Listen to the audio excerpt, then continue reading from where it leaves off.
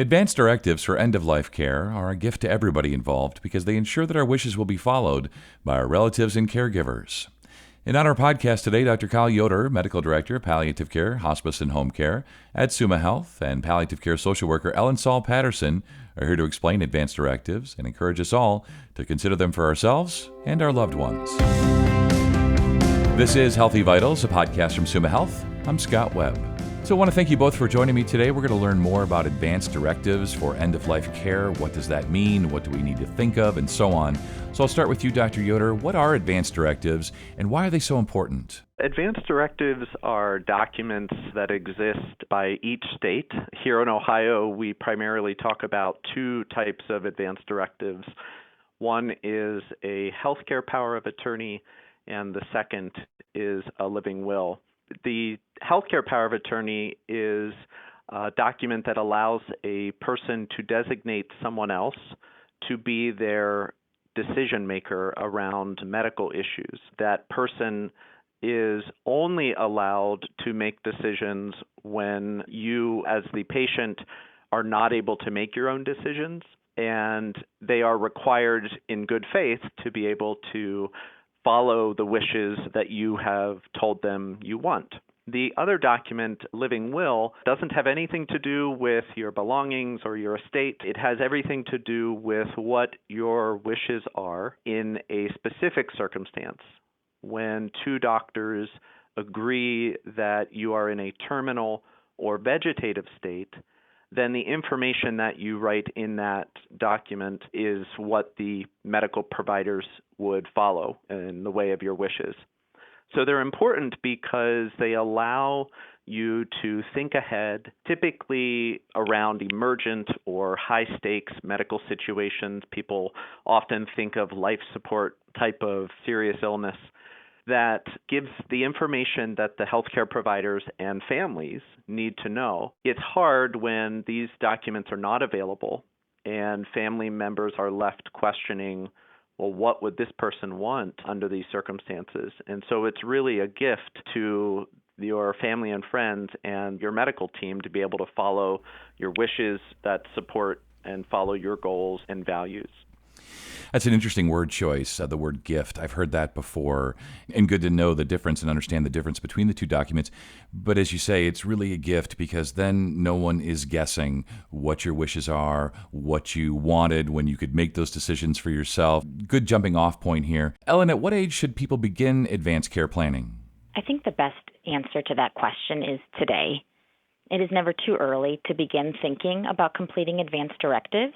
Anyone who's 18 and over and of sound mind can complete this paperwork. It's important as it's a way to ensure that your wishes are known and a way to communicate your wishes if there's a point where you're unable to do so. And paperwork never expires. So if you complete it in 20 years, it's still active, and you can always update it if you need to, as long as you have the capacity to do so. That's a good way to put that. Yeah, the paperwork never expires. There's no expiration date. It's not like something in the fridge that once you've completed the paperwork and it's all signed, sealed, and delivered, so to speak, it never expires. So that's good to know. And beyond the directives, are there other advanced care planning efforts that we should consider? One that can be completed is a financial power of attorney. So the healthcare power of attorney focuses on healthcare decisions. And then there's a financial power of attorney, or sometimes referred to as a durable power of attorney, that focuses more on financial transactions, allowing somebody to access bank accounts, allowing somebody to help with bill paying if you are ever in the position where you're unable to do that yourself. And Dr. Yoder, who makes the decisions if there's no advanced directives for a patient? Again, I just want to reiterate because it's very common that family members who are designated as healthcare power of attorneys will come in to the hospital, their loved one will be here, and they may believe that, well, because this is filled out, they have some influence on the decisions that are being made. It really starts with that determination of whether or not the patient themselves can make their own medical decisions. That is determined by the medical provider at the time of the conversation about a decision. And so that's important for everybody to understand. Just by completing a healthcare power of attorney does not mean that person gets to overrule your own decisions and what you're choosing. You're asking if these documents don't exist, who makes decisions for patients? And in Ohio, there's a law that's very clear that there's a hierarchy. When patients do not have these documents, who we look to in order to make decisions. And so if there's no power of attorney, there's no guardian, it begins with the patient's spouse. If the patient is not married or they are divorced or widowed, then the patient's adult child or children. It's important to note here also that this misperception that, well, I'm the oldest child, so I get to make the decisions. That is not the way the law is written. It's all children equally. It's then followed by parents, after that, adult siblings. And if none of those people are in existence or available, it's the nearest blood-related adult who the hospital team or medical provider can find. I just love how well organized all of this is. It's really taking the guesswork out of it. Ellen, how does someone make their advanced care directives official? Like, what's the official thing, the official stamp? How does that work?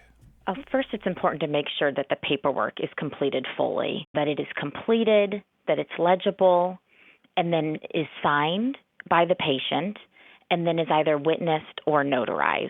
And the paperwork is laid out very nicely, where it tells you exactly what is needed and what to do next. Witnesses are very convenient, but whoever you ask to help you witness your paperwork, they cannot be listed as an agent. They cannot be related by blood or marriage, for example. Some people prefer to use a notary, which is very accessible. That's an option. Banks, for example, can offer to be a notary if you need. And then after paperwork is completed, it's recommended that you give a copy to the agents that you chose so that they have a copy if ever needed. You can give a copy to your physician's office, and it's always helpful to bring a copy in if you're ever admitted so that the hospital also has a copy. Yeah, I wanted to just follow up. Is this the type of thing, these documents, the types of things that could be included in somebody's electronic medical records, or would you always just sort of need to carry those copies with you? They are often scanned in to an electronic medical record. So ideally, if you're admitted and then you come back again in the future, SUMO will have a copy for you. But every once in a while, something happens, and then we do ask for another copy to be brought in. So it could be good practice to bring a copy in every admission, or again, to make sure that the agents that you've chosen have a copy, just in case you happen to be admitted to a system that doesn't have a copy previously, that they'll be able to access it as well. Yeah, and this has, again, been really educational and really helpful today. I'm sure listeners are nodding their heads and agreeing. As we wrap up here, Dr. Yoder, so let's just say we've got the paperwork, right? We've got the directives. They're signed, sealed, delivered. We have copies. We've given them to everybody. Then how do you ensure that it doesn't get messy at times? I think anecdotally, we've all heard of some of the messiness that can happen, even when it feels like everyone's dotted the I's and crossed the T's and done everything they were supposed to do related to advanced care planning. So how do you ensure that advanced directives are followed? I think it's not overstated that making them available to the people who are designated on the forms, to your primary care providers, if you're ever in the hospital, bringing them in, like has been emphasized. That's really step number one. Having them available is the first step to make sure that they're followed. I think, in my opinion, the second thing is really having conversations. Many times these documents are prepared and then put away. They're filed away and forgotten or not really talked about. But it's the conversations that you have with your family, friends, and healthcare providers that allows that information to more readily be known, so that if they need to be advocating on your behalf, they are able to do that, and they're able to do that with confidence. Many circumstances when these documents are needing to be used, they're highly emotional situations where it requires people to really be knowledgeable of what you've said before and be able to recall that information. And so even though it is difficult to talk about serious illness and end of life, I said it before, it was a gift to have these completed. It is also a gift to have the conversations. The more we try to have the conversations, the better we will be at sharing and receiving this information. And then you are more likely to be able to get the care that you want to have at the time that you want it.